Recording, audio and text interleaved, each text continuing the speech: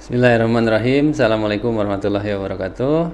Pemirsa Libel Podcast, bertemu lagi dengan saya. Siarkan langsung dari studio Libel Podcast SMA Negeri 15 Kota Bandung. Pemirsa, hari ini saya tampilkan seorang guru, dan ini di depan saya ada berserakan begini buku. Ini bukan jualan, tapi ini adalah hasil karya dari anak-anak, dari guru-guru, dan ini bagian dari program literasi di SMA Negeri 15 Kota Bandung. Dan ini adalah saya hadirkan Ibu Sri. Maaf ya Bu ya. Ini Ibu Yanti Sri Budiarti. Benar ada Sri-nya Bu. Iya. Nah, cuman awalnya tuh Ibu Yanti Sri Budiarti. Dan beliau ini saya hadirkan di sini karena punya andil besar dalam karya-karya yang banyak ini nih. Baik Bu Yanti sebagai guru Bahasa Indonesia. Cocok ini bahasa Indonesia, pantas satu ya gitu ya. Bahasa Indonesia. Dan Ibu Yanti ini mengajar di SMA Negeri 15 sudah termasuk senior Bu ya? Sudah 20 tahun Pak. 20 tahun. Kalau saya sekolah di sini Ibu udah ada belum ya? Belum. Oh belum ya. 2002. Pertengahan 2002 saya di 15. Pertengahan 2000. Tapi secara resmi administrasi itu 2003, awal 2003. Ibu langsung ditempatkan di sini Bu? Di Jampang Kulon, Sukabumi Selatan. Oh ya, di selatan dulu. Iya, itu dengan Pak Beni itu. Oh, di SMA berapa? Jampang? SMA Jampang Kulon, Sukabumi. Jampang. Berapa tahun di sana Bu? 6 tahun. 6 tahun langsung pindah ke sini? Iya. Ya, alhamdulillah. Dan ini kita akan berkenalan dengan Bu Yanti sekaligus dengan program yang ada di 15 ini. Ini ceritanya bagaimana nih Bu Yanti bisa sampai banyak buku seperti ini nih? Ceritanya gimana coba? Alhamdulillah, ini berawal dari pesantren literasi yang digagas oleh Bapak juga sebenarnya. Kita gas bersama-sama ya? Iya, pada Ramadan yang tahun lalu. lalu. Sekitar bulan apa tuh? April ya Pak. April ya? April. 2022 Bu ya? 2022. Nah, pada pesantren literasi itu ada materi mengenai penulisan buku, dan alhamdulillah beberapa kelompok bisa menyelesaikan tugas menulisnya sehingga bisa diterbitkan menjadi buku.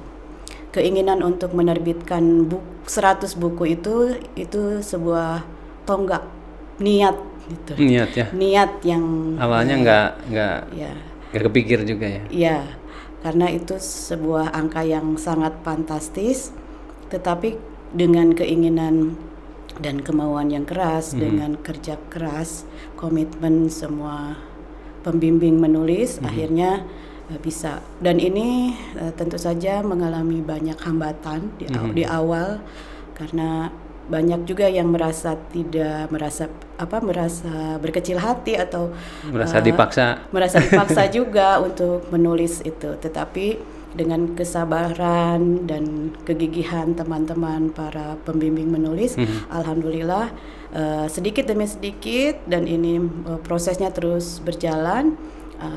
Dikuatkan juga dengan pembelajaran di kelas. Ada guru yang memberikan tugas menulis dan bisa dijadikan buku. Iya. Dan Ibu di sini ditunjuk waktu itu ya, ingat ditunjuk sebagai koordinator langsung. Kalau dan waktu itu bertanya kenapa saya gitu. Ya saya pengen itu. Ya, ini program yang sangat luar biasa. Kalau diibaratkan sebagai pelari jarak jauh, saya sudah kadung berlari, dan di tengah-tengah saya harus di tengah perjalanan setelah semua lelah, saya harus tetap melangkah ya? Harus tetap melangkah dan disuruh mengawal semuanya supaya sampai di finish gitu. Alhamdulillah Allah memberikan tenaga lebih dan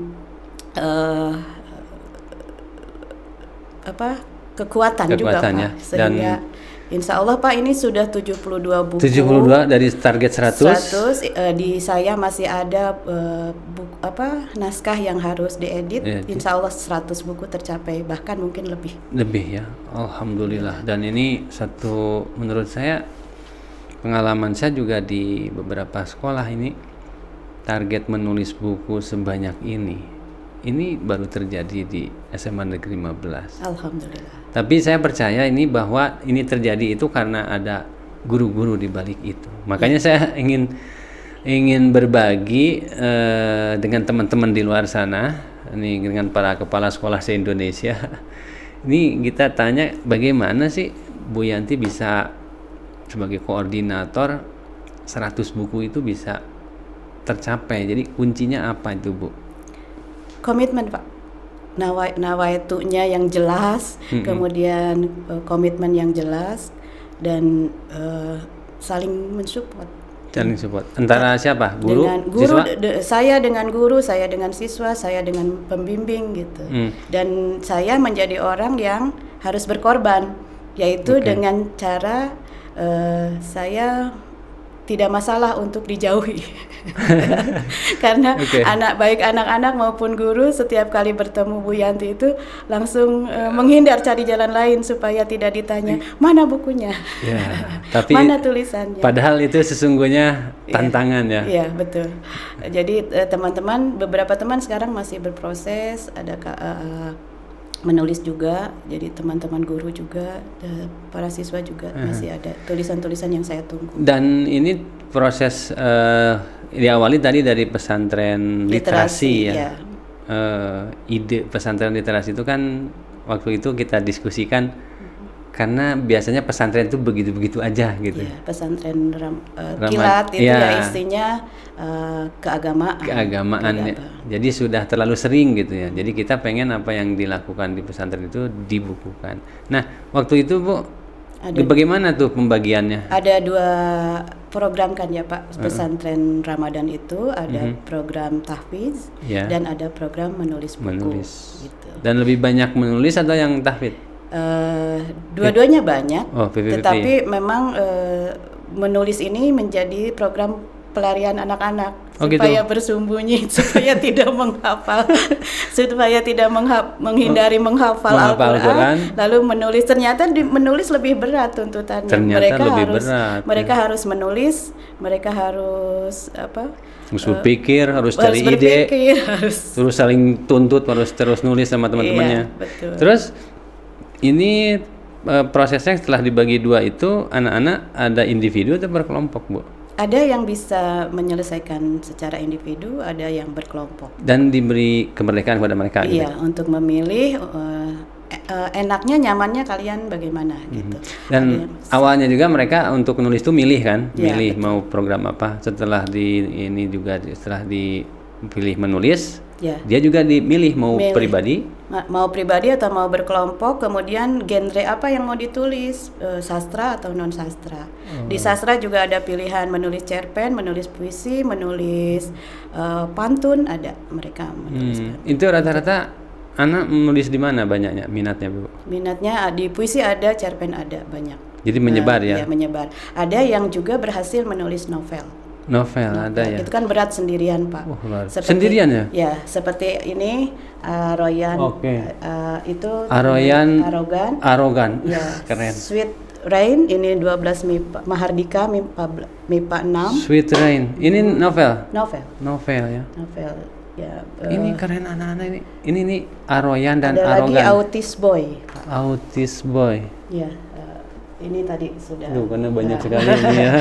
Insya Allah mereka berproses dan itu butuh kesabaran, itu membutuhkan investasi waktu bagi mereka juga karena kritikalnya ada ya, kreatif ada ya. Betul, karena tantangan menulis buku ini selain anak-anak harus belajar mengikuti pembelajaran di kelas, mereka juga harus meluangkan waktu berinvestasi menulis, meluangkan waktu untuk berada di depan laptop. Kemudian karena program ini ada ada PTS, ada PAS, jadi seringkali atau PJBL begitu ya. Seringkali kita harus mengalah, menunggu mereka untuk menyelesaikan dulu yang lain-lain. Dan ada manage waktu ya di situ. Betul. Terus karena dia harus berbagi dengan ada PTS, ada project, luar biasa. Ini berarti kalau dia sampai nulis jadi itu, ini sudah juara Bu ya. Iya. Dan itu kesabaran pembimbingnya untuk terus-menerus mengingatkan, dan mereka diberi peluang untuk berkonsultasi ketika mengalami hambatan. Saya stuck sampai di sini, bagaimana cara mengembangkannya? Kami disitulah fungsi pembimbing. Dan ini keren-keren pembimbing-pembimbingnya. Dan ini koordinatornya yang bisa memotivasi dan menjadi motor terus supaya saya juga awalnya nggak yakin ini selesai nggak sampai 100, ternyata dipantau terus berprogres. Ide itu selalu ada Bu ya. Betul. Dan ternyata ya itu kuncinya bagi saya juga, jangan memaksa Pak. Jangan memaksa ya. Jadi apalagi untuk menulis itu mereka harus betul-betul punya kesadaran dan dorongan dari dalam untuk bisa menyelesaikan karyanya itu. Kalau dipaksa dari luar mereka lari, mereka berontak. Tapi ketika kita beri kesempatan untuk silahkan matangkan, pikirkan dengan baik apa sebenarnya yang ingin kamu ungkapkan melalui tulisanmu.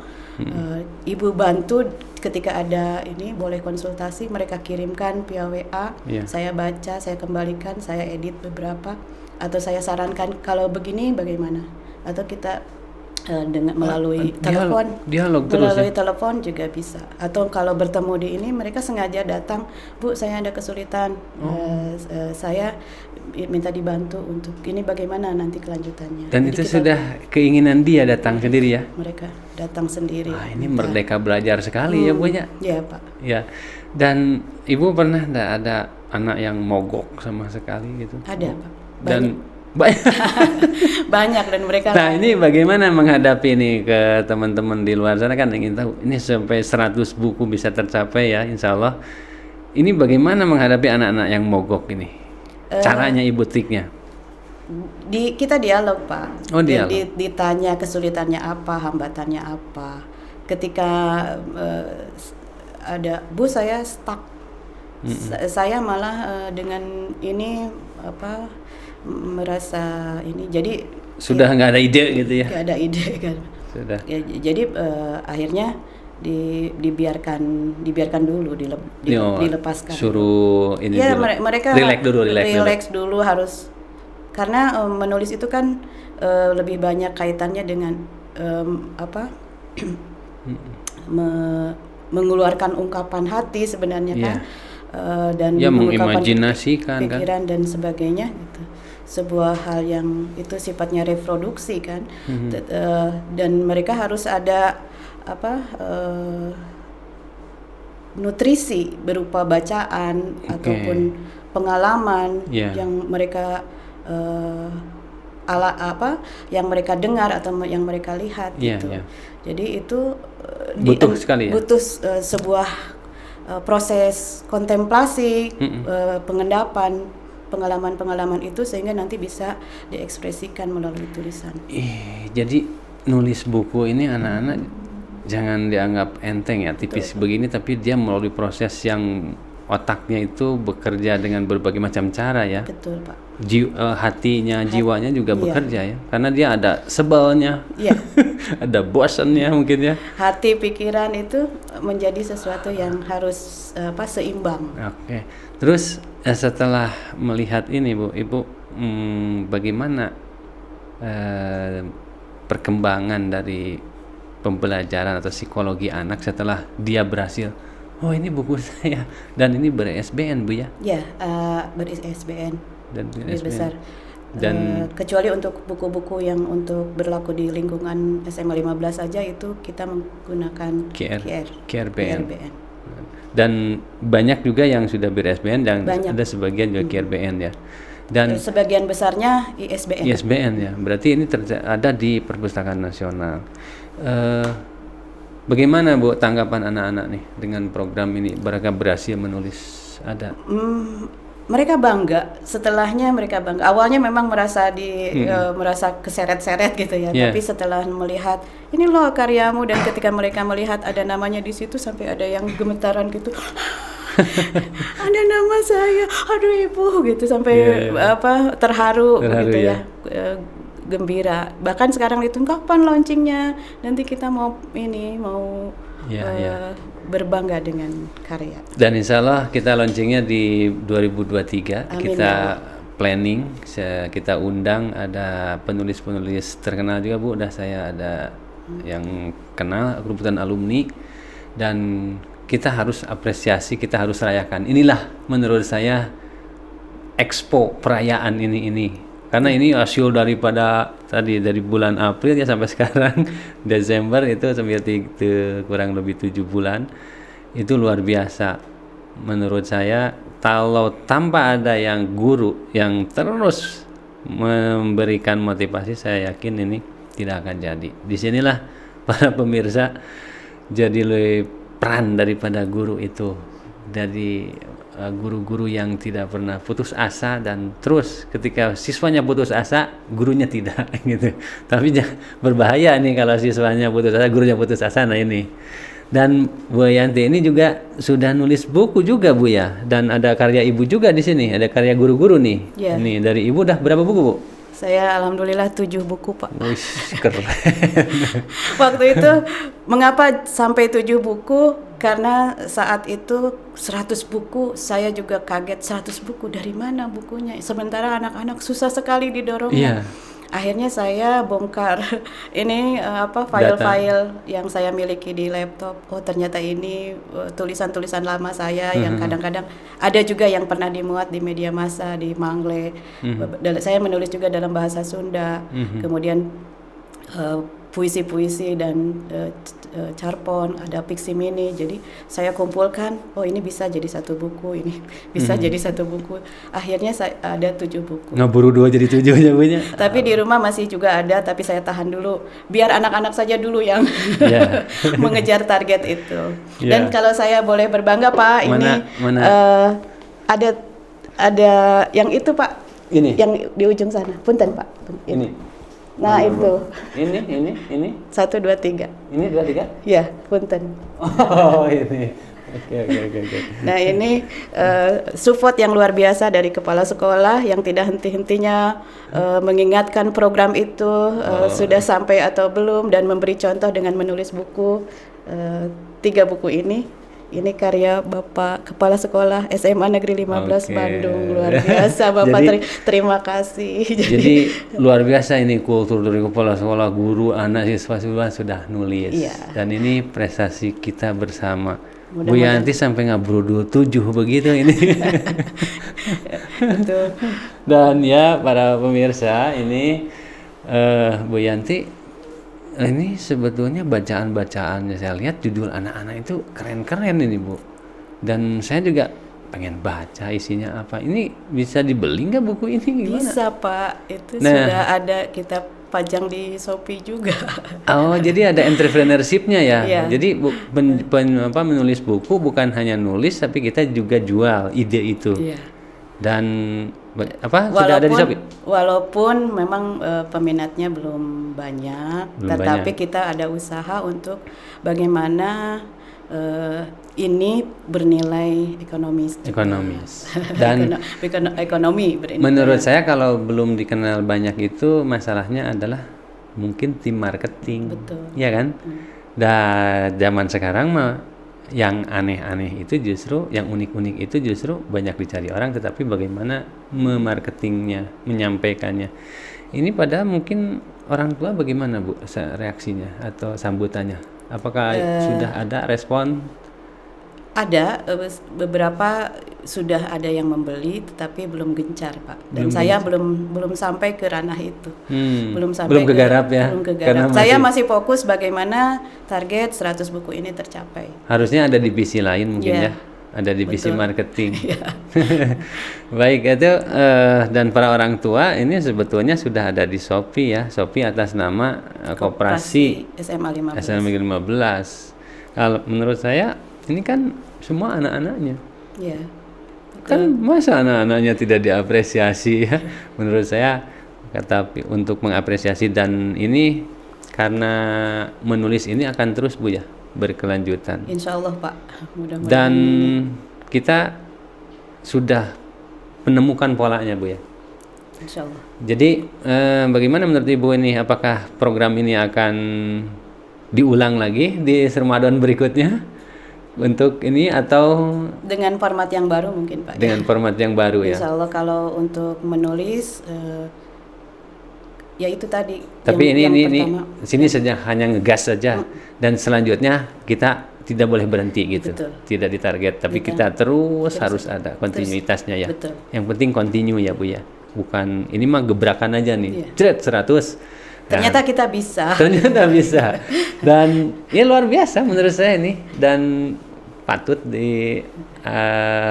diapresiasi, dan nanti kita buat acara yang apresiasinya untuk anak-anak, untuk guru-guru juga kita buat meriah ya. Insyaallah. Dan karena anak-anak ini menurut saya yang kurikulum merdeka itu kan tujuannya anak-anak. Betul. Dan menurut Ibu, ini dari sekian buku karya anak ini yang paling menarik ya, semuanya menarik Bu ya. Tapi kan masing-masing punya kesan ya. Betul. Yang menurut Ibu mana kesan nih yang sudah Ibu baca gitu? Ini anak ini nulisnya luar biasa, terus insight, terus memberi educated gitu, mengedukasi ya, cuman inspiratif gitu. Yang mana tuh Bu? Kalau saya sih dari judul ini ya. Arogan dan yang menarik bagi saya itu ini, dia arogan dan arogan gitu. Arogan itu kan namanya dia dan ini surga ya. Iya. Ini just arogan gitu. Iya. ini keren ini. Pemilihan diksi yang bagus dan ya. Ini anaknya juga melihat dia kesadaran dalam menilai diri, melihat dirinya refleksi, sendiri, refleksi. Melihat kelebihan dirinya dan sisi lain dirinya, kelemahan dirinya. Dua-duanya diungkapkan secara jujur. Antagonisnya di dua kutub yang berbeda ya. Ini saya ngingetin kepada, kalau dalam Cina itu yin dan yang gitu. Yin dan yang. Kalau dalam Al-Qur'an itu wa nafsi wa masawaha fa'alhamaha fujuraha wa taqwaha. Jadi aroyan itu watakwahanya. Ya. Kalau arogan itu pujurohanya. Ya. Jadi luar biasa ini. Kalau Ibu mana coba Bu yang lain? Semua menurut saya mereka luar biasa. Nah, karya Ibu sendiri yang mana? Yang menurut Ibu adalah yang paling curhatan yang luar biasa itu. Buku Ibu yang mana tuh Bu? Karya saya. Yang menurut Ibu sendiri. Apa ya Pak? Yang ini nih karya saya ya. Kalau saya kan karya saya Bu ini Bu. Yang menurut saya fenomenal menurut saya gitu.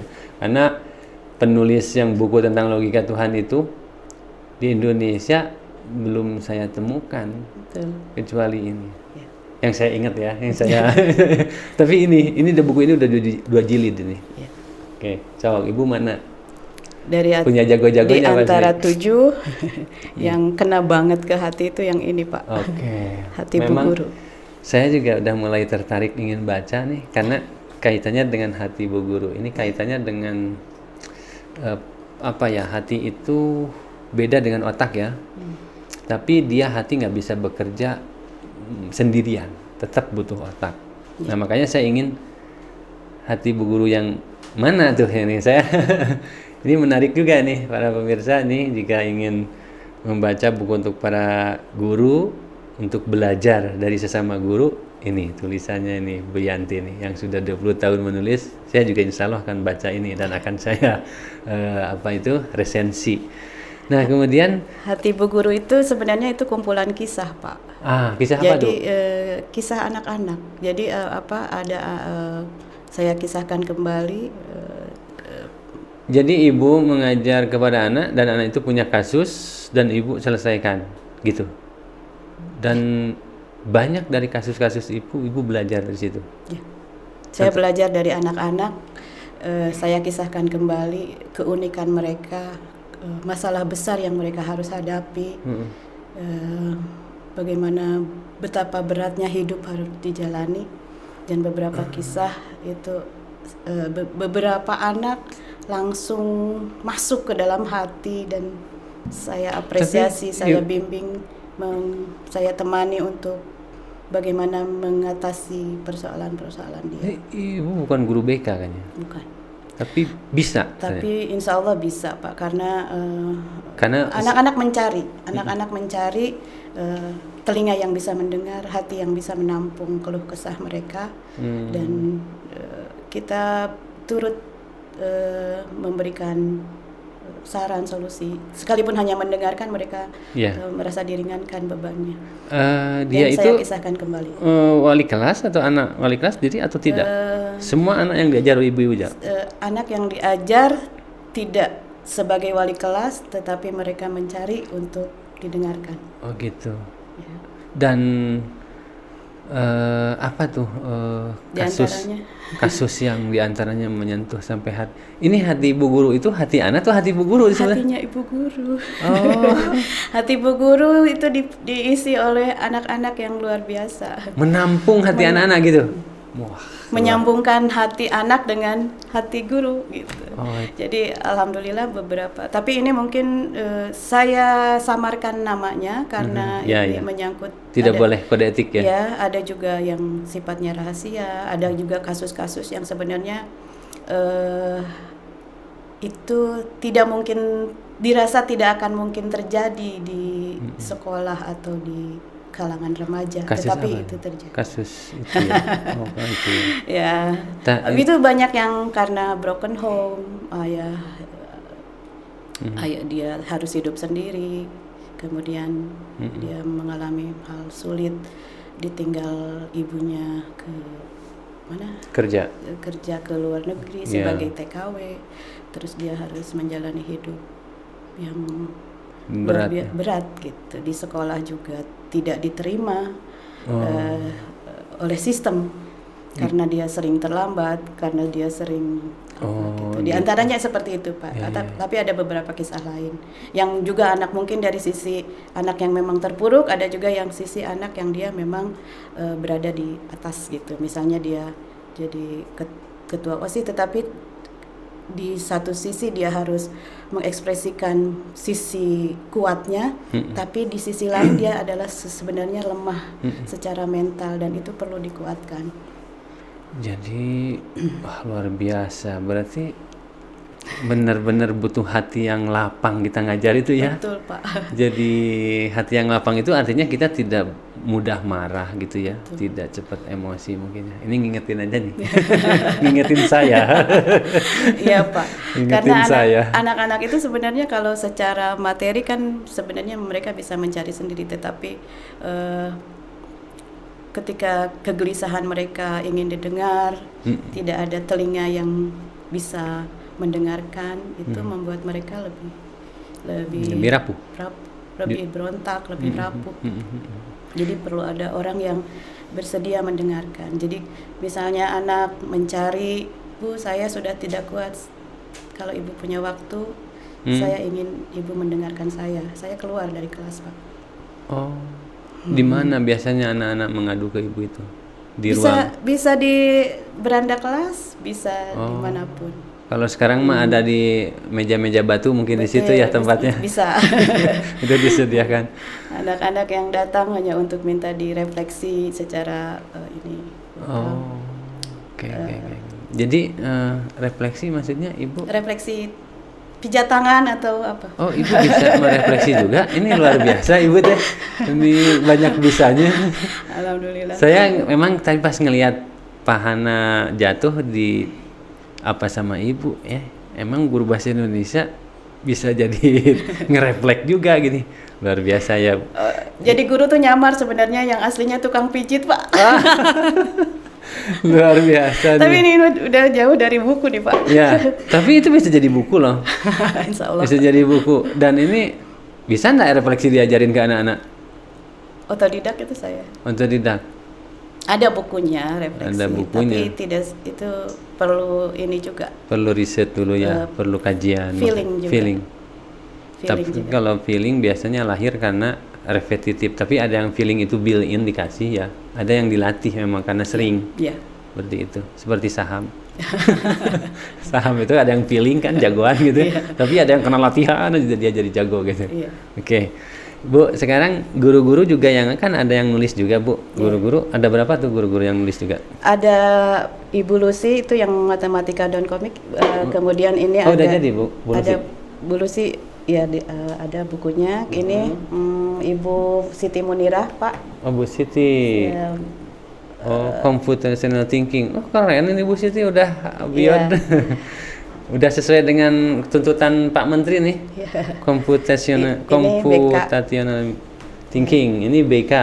Oh, alhamdulillah ini keren juga ini desain. Ebeg ini juga Pak. Ini Pak Gilang. Pak Gilang sejarah ya. Ebeg tak boleh mati untuk. Wah, ini aneh juga, ebeg apa nih? Ebeg itu ini kesenian rakyat. Oh, kesenian. Baru kenal saya tuh. Seperti kuda lumping gitu. Dari mana, Bu ini? Ebeg? Dari Ciamis. Oh, Ciamis. Purwareja. Baru kenal saya ada ebeg gitu. Kesenian kayak kuda lumping ya.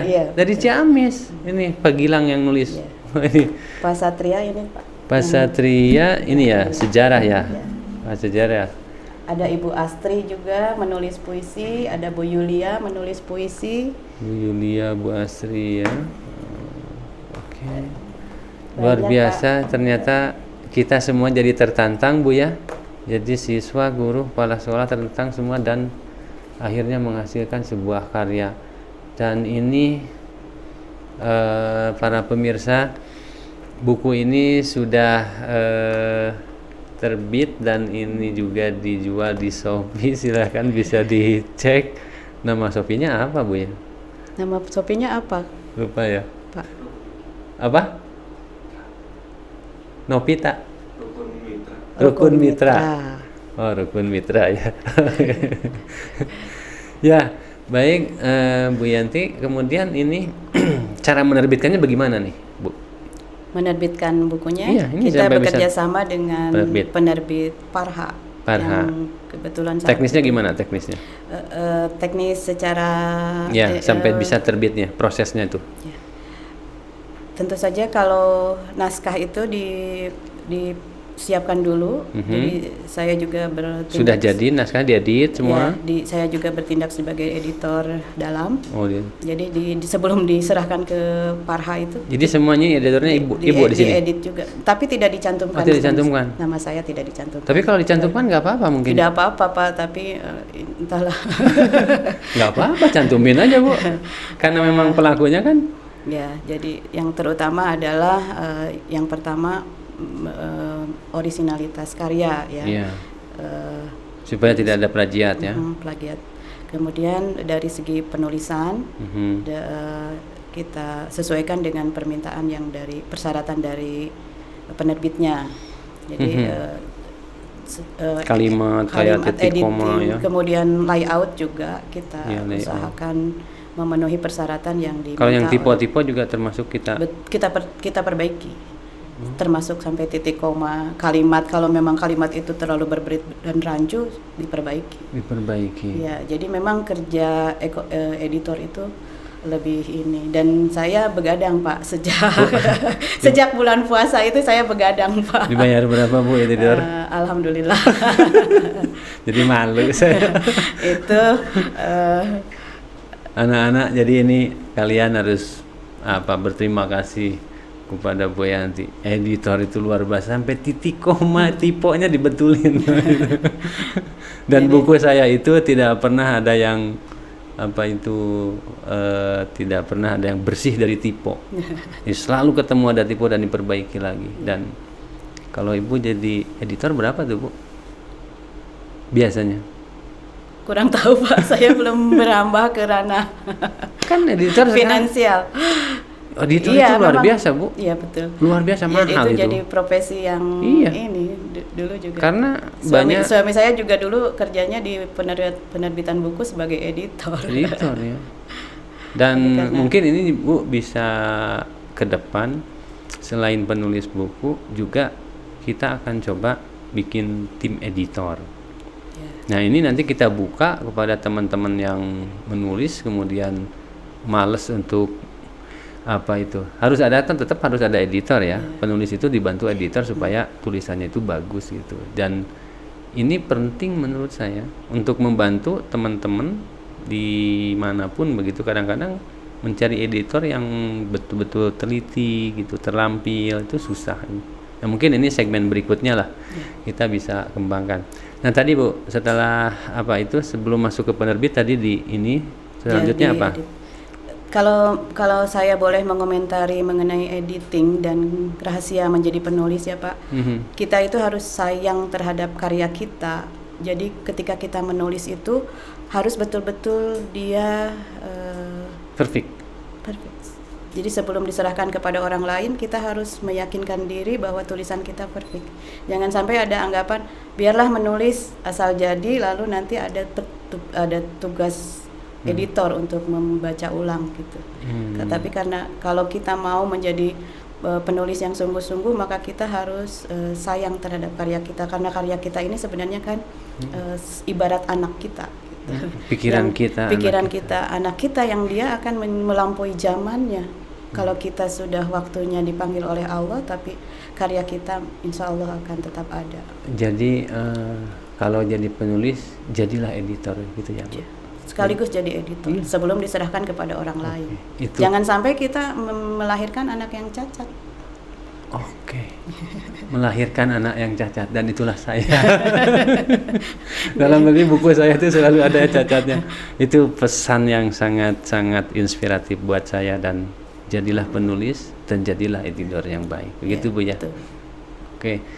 Terus Bu, cover ini gimana tuh prosesnya? Kalau cover itu dari penerbit yang mendesain, walaupun tidak ada opsi memilih. Gitu. Mereka yang menentukan, tetapi alhamdulillah sejauh ini covernya covernya menarik ya. Kemudian karena kita memberikan juga ini Pak yang sinopsis untuk bagian belakangnya. Jadi kita itu persyaratan juga judul, kemudian penulis buku, di dalamnya kita sertakan juga sinopsis untuk disimpan di bagian belakang. Dan alhamdulillah sampai saat ini kerjasama dengan penerbit lancar ya. Alhamdulillah. Dan ini satu model baru kita temukan Bu ya di sekolah. Dan artinya untuk sampai penulisan kepada penerbitan itu kita tidak ada kendala. Pendanaan bagaimana Bu? Pendanaan. Nah itu yang mungkin harus lebih mendapat perhatian dari pihak sekolah dan orang tua, dari komite ya. Ya betul. Selama ini udah 72 terbit ini pendanaan dari mana yang didapat? Dari komite ya. Dari komite. Karena kita memanfaatkan dana dari orang tua, tetapi memang pada saat prosesnya itu kita harus bersabar gitu. Jadi ketika diajukan nunggu dulu masuk karena sumbangannya sukarela. Kalau uangnya ada dipakai, kalau nggak ada ya diam dulu. Saya menunggu, kadang-kadang saya juga ditagih gitu dari penerbitnya, Bu mana ini? Kadang-kadang kita mau proses pribadi dulu ya. Kita mau proses katanya. Ya itu Pak. Ya, alhamdulillah. Butuh kesabaran. Udah prosesnya butuh kesabaran, mau cetaknya juga butuh kesabaran, uangnya juga penuh dengan kesabaran. Tapi insya Allah innama yuwaffas sabiruna ajrohum bighairi hisab. Jadi orang-orang yang sabar itulah yang dijanjikan oleh Allah keberuntungan yang tanpa batas. Dan ini buktinya. Dan ini saya juga bersyukur sekali para pemirsa, karena saya pengalaman jadi kepala sekolah ini terus terang ini baru terjadi di sekolah ini, di tempat saya sekolah di mana dulu sekolah, dan tentu ada guru-gurunya yang hebat di sini yang terus memotivasi anak-anak, sehingga anak-anak walaupun dengan lelah, keluh kesah, tapi dengan guru-guru yang hebat, guru-guru yang baik, anak-anak itu tumbuh terus tumbuh. Dan dia akhirnya bisa sampai ke finish. Dan ini luar biasa sekali Bu Yanti. Ini ada judul ini nih yang berani sekali menurut saya anak-anak ini. Karena orang dewasa aja agak mikir-mikir gitu, karena terlalu sensitif. Ini seperti inikah Nabi Muhammad? Saya aja lagi nulis buku Nabi Muhammad itu diwanti-wanti sama teman, awas loh, hati-hati loh, ada yang sensitif nanti dibully dan sebagainya. Tapi ini anak seperti ini kan Nabi Muhammad, ini sampai berani gitu dia. Itu sebenarnya sebuah pertanyaan retoris ya, pertanyaan yang dia ingin memberi penguatan. Betul. Seperti inikah Nabi Muhammad? Jadi mereka yang mereka kenali tentang Nabi Muhammad itu seperti ini, seperti inilah sesuai bacaan dan apa yang mereka pengetahuan yang mereka terima dari guru dan sebagainya dideskripsikan kembali dalam bentuk tulisan, lalu diberi judul seperti inikah Nabi Muhammad. Ya, dan ketika orang berbicara Nabi Muhammad kan kadang-kadang banyak yang keseleo ya gitu. Sehingga akhirnya jadi bully gitu. Jangankan kita anak-anak, ustadz aja banyak yang dibully gara-gara kesalahan ya. Tapi inilah keberanian ini menurut saya, tulisan yang cukup berani, baru ya level anak-anak yang pemula udah berani mengapresiasi Nabi Muhammad gitu dalam bentuk tulisan. Kan orang banyak yang takut, Bu. Ini juga luar biasa idenya itu, kan sementara yang lain lebih memilih cerita pendek atau apa ya, lebih imajinatif gitu. Ini kan sangat ada historisnya, ya, ada spiritualnya ya. Pendekatan biografis ya, Pak. Pendekatan biografis. Dan luar biasa ini. Ibu, kalau kita lihat anak-anak yang nulis yang sudah terampil dari segi intelektual bagaimana dan segi attitude, apakah ada perubahan enggak setelah Ibu lihat ini dari pengamatan Ibu? Ya, ada pengaruh, Pak, dari pengaruh ya. Mereka yang ke karakter. Lebih karena mereka terlatih untuk berpikir double ya. Tidak hanya langsung gitu pikirannya. Kan untuk menulis itu perlu tadi yang seperti saya bilang itu kontemplasi, pengendapan, apresiasi dulu,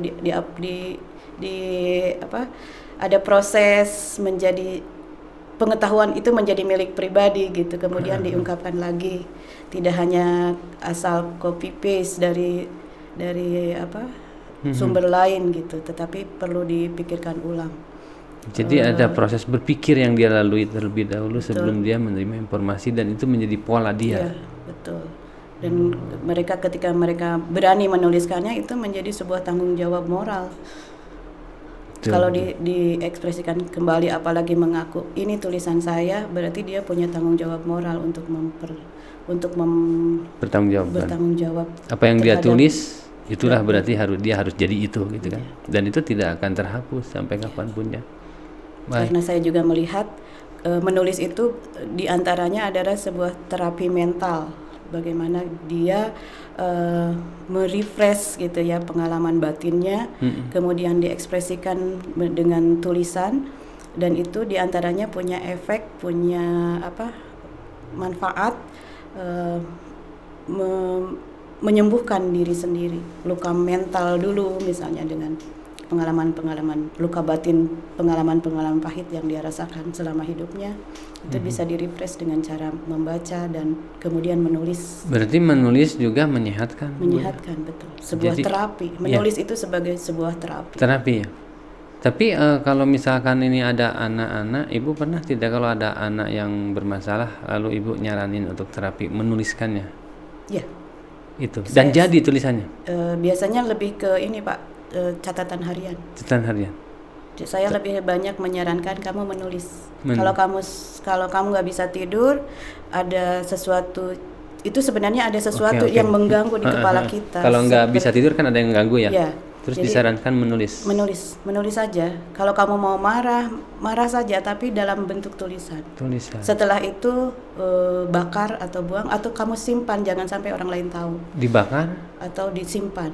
Supaya orang lain tidak tahu. Karena kalau sudah dikeluarkan, dia sebenarnya sudah lepas dari otaknya, dari pikirannya.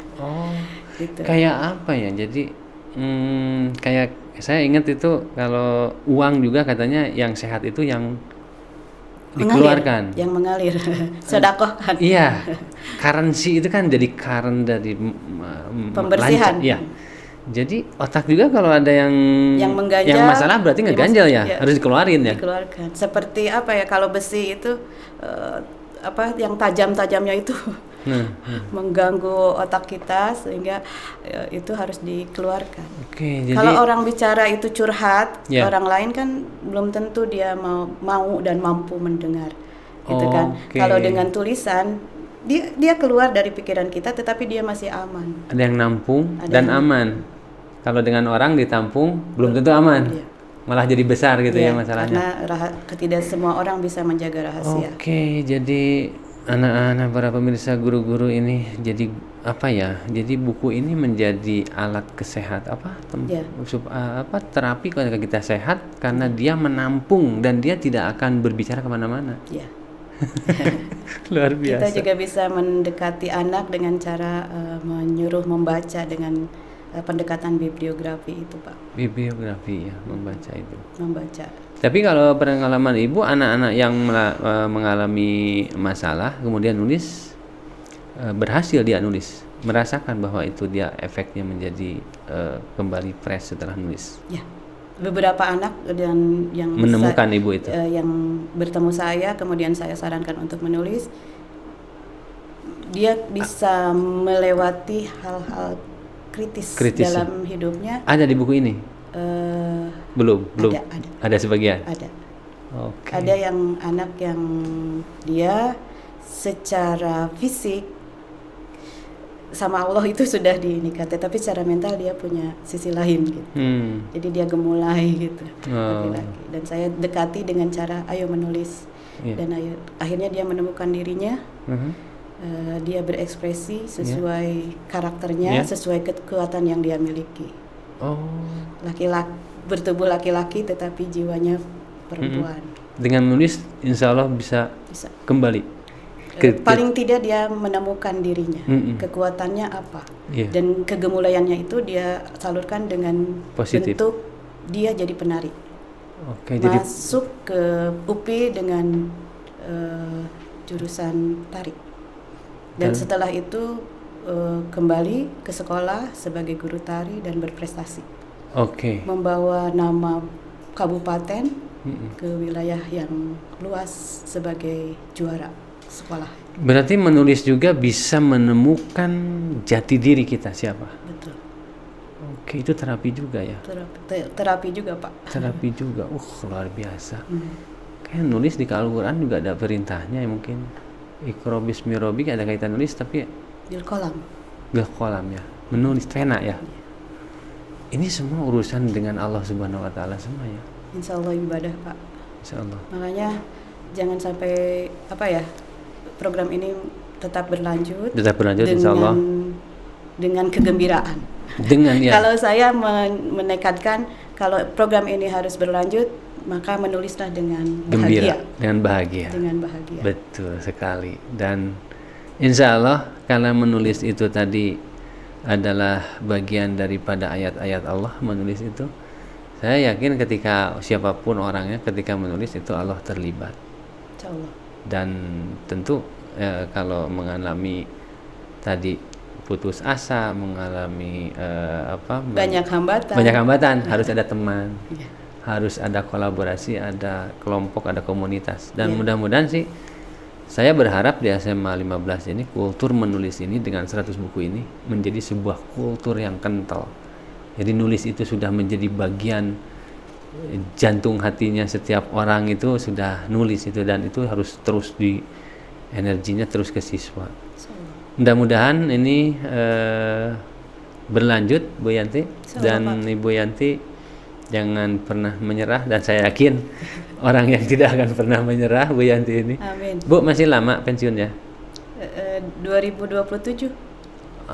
Berarti sebentar lagi. Waduh, Ibu harus segera mewariskan, Bu ya. Insya Allah, Pak. Ke guru di sini siapa yang mungkin 1, 2, 3, 4, 5, 6 atau 10 mewarisin. Jadi ini budaya nulis itu akan menjadi budaya SMA Negeri 15. Dan menurut saya kalau budaya menulis ini sudah menjadi bagian di sekolah, para orang tua bersyukur kalau ini ada guru seperti Bu Yanti, ada guru-guru yang lain ini, Pak Mujib, kemudian ada Bu siapa ini, Pak Gilang. Ini guru-guru ini guru-guru luar biasa yang akan menjadikan anak-anak kita menjadi anak-anak kita anak yang cerdas.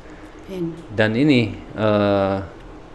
mohon bantuan dari Bapak ibunya orang tua wali untuk coba mensupport juga anak-anak untuk tetap menulis, karena dengan nulis tadi semua permasalahan ternyata bisa diselesaikan ya, jati diri, spiritualitas, hati kita, akal kita, kesehatan kita sebenarnya dengan nulis ada efeknya Bu ya. Betul. Baik Bu Yanti, ini pesan terakhir kepada para pemirsa, kepada anak-anak, kepada orang tua, mungkin pada guru-guru, apa nih Bu pesannya supaya budaya nulis ini tetap terjaga dan menjadi budaya sekolah? Apa Bu? Saya berharap kegiatan menulis ini menjadi sebuah budaya di SMA 15. Amin. Jadi kultur yang sehat, kultur yang intelek ya Pak. Betul. Karena tinggi. Untuk bisa menulis itu kita butuh suplai nutrisi yang luar biasa berupa membaca. Jadi membaca dan menulis itu adalah dua kegiatan yang sifatnya sinergis, tidak bisa dipisahkan. Jadi kalau mau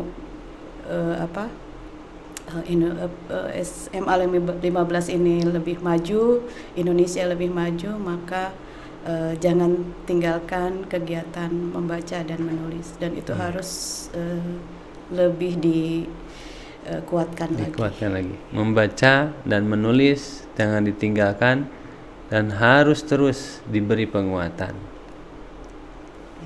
Terakhir, satu tip lagi, kalau ingin nulis awalnya apa? Ayo kepada teman-teman ini semua dimanapun berada, kalau ingin nulis diawalinya dengan apa Bu? Supaya yang tidak bisa aja jadi bisa gitu kan? Ini anak-anak juga yang tadi tidak bisa. Yang pertama, niat yang kuat. Niat ya. Yang kedua, ada rahasianya menulis itu, yaitu menulis. Rahasia kedua, menulis. Rahasia ketiga, menulis. Jadi kalau kita mau menjadi penulis, menulislah. Sekalipun dengan buku catatan harian ya. Betul. Jadi jangan, kalau saya dengan membawa catatan. Karena apapun yang terlintas dan bisa dituliskan, tuliskan saat itu juga. Jangan sampai lepas, karena ide itu biasanya tidak memilih tempat, tidak memilih waktu. Ketika ide itu datang, tangkap, tulis. Karena kalau kita biarkan dulu, akhirnya lupa dan lepas, tidak akan selesai tulisan kita. Baik pemirsa, jadi ini kalau ingin punya buku, punya karya, jadi menulislah dan membaca, kemudian jangan lupa ditulis, karena ide itu harus segera ditulis. Begitu Bu ya? Betul. Baik Bu Yanti, terima kasih. Kita sudah hampir 1 jam diskusi, dan mudah-mudahan kita bisa podcast lagi di lain waktu. Khusus nanti saya ingin membahas mungkin dari buku-buku yang banyak ini, dari karya Ibu mana, dan kita akan menggalinya. Kemudian selanjutnya kita juga akan mengadakan event-event untuk kegiatan mengapresiasi anak itu dengan bedah buku dan online Bu. Jadi supaya bisa dinikmati oleh semua orang. Nah ini mungkin untuk salah satu cara kita untuk mengapresiasi juga. Selain dari beberapa siswa kemarin podcast, kita juga akan mengajak anak-anak untuk berbicara di muka umum, lalu menggunakan media online. Kita undang siswa-siswi di seluruh Indonesia untuk menyimak bagaimana anak-anak kita menjelaskan karyanya. Terima kasih Bu Yanti atas kesempatannya. Mohon maaf nih mengganggu waktunya. Alhamdulillah para pemirsa, kita sudah di penghujung acara dan saya undur diri. Terima kasih atas segala perhatiannya. Mohon maaf atas segala kekurangan. Billahi taufiq wal hidayah. Assalamualaikum warahmatullahi wabarakatuh. Waalaikumsalam.